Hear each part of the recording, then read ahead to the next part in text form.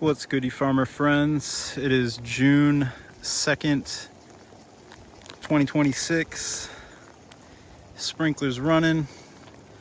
All the scapes have been harvested. Some sold to local restaurants, some given away to friends and family, and some processed into garlic scape pesto for the good dinner eats. Here running the sprinkler for a good 2 hours.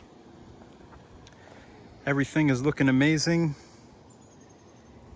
And that's where we're at. 2 weeks out from harvest. So last year harvested on June 16th, which is amazing because back in Vermont, the same varieties, hardneck garlic, that are planted here would not harvest until the 3rd week of July. So we are more than a month ahead of schedule. So when all this garlic harvests, that will leave a good amount of time to get some seeds sown and farm the back half of the season. Last year, we sowed mustard greens, lettuce on August 2nd with some row cover. And it took about a month. Had first harvest by September 2nd, and then we harvested for 6 weeks straight after that, and could have kept it going, but we had to get the garlic replanted.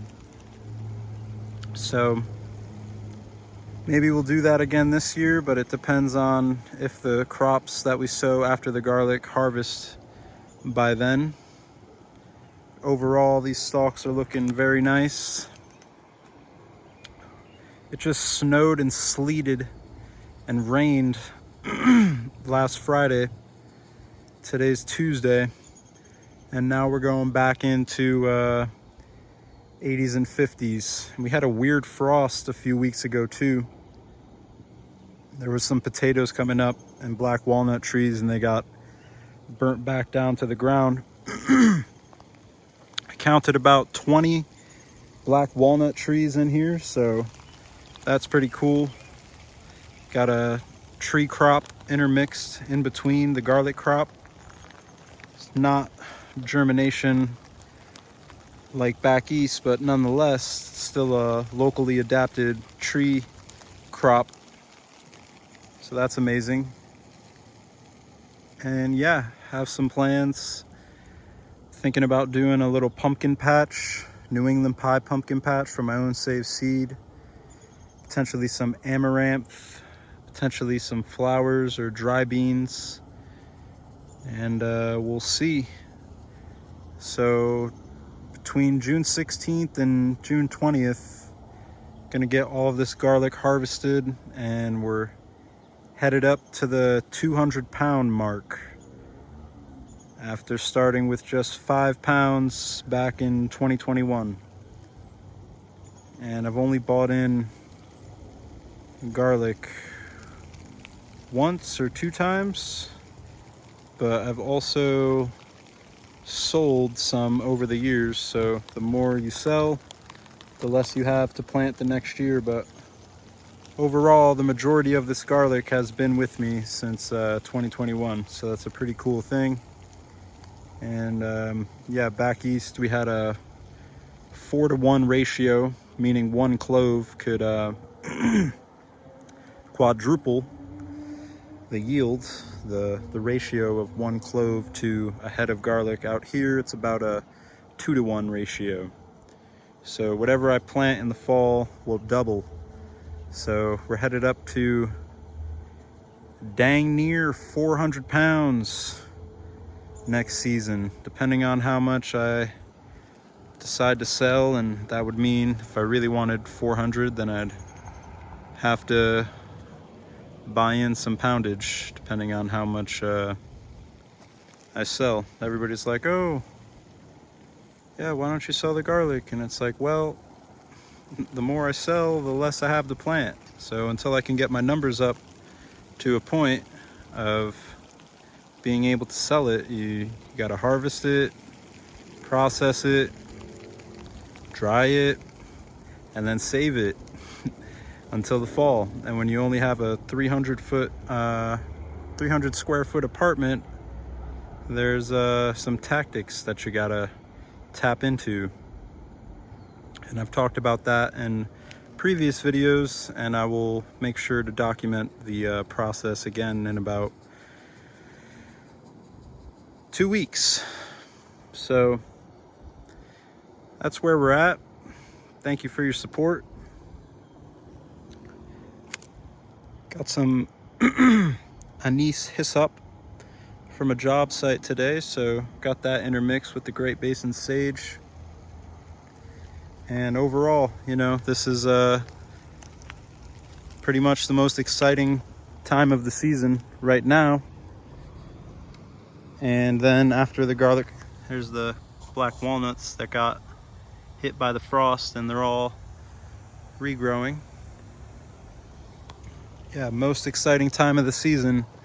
You wait all year, water, watch and observe patiently, and then it's a big push. Get all this harvested, processed, crated up, and start the drying process. So that's probably the most exciting part. And then the second most exciting part is figuring out what to do with the field after the garlic comes out to farm the rest of the season. And it's a little bit more difficult to do that out here with the intense summer heat hitting right as the garlic is ready to harvest. So, but after the summer solstice, after June 20th or June 21st, the days are already getting shorter. So enjoy this month because in 3 weeks, the days will start getting shorter. I know it's very slight, but this is true. And then pretty much by the third week of July, second week of July, you can start sowing your fall crops. So it's figuring out what to do in that most intense month between the third week of June and the third week of July. Obviously, August is still very hot, but the days are getting shorter, and that's what works in your benefit. And since we're in the desert, we have pretty cool nights, but it's a challenge getting the plants established with no irrigation, just overhead watering, and in that peak heat period, shade cloth is needed. So that is where I'm at. June 2nd, peace, blessings, and wholeness. Farmer John, Sunshine Farm. Thank you for everybody's continued support over the years. It's astonishing that I'm here 6 years deep. What is this? Yeah, it's like 6th or 5th year. 21, 22, 23, 24, 25, 26. Yeah, going on 7 years. Been doing this. Dedication. But we see the vision. We see the long-term goal and the long-term plan. And that's what it's all about. So definitely in this for the long run. And excited to be here, honored and blessed to be here. So we will see you for garlic harvest. Peace.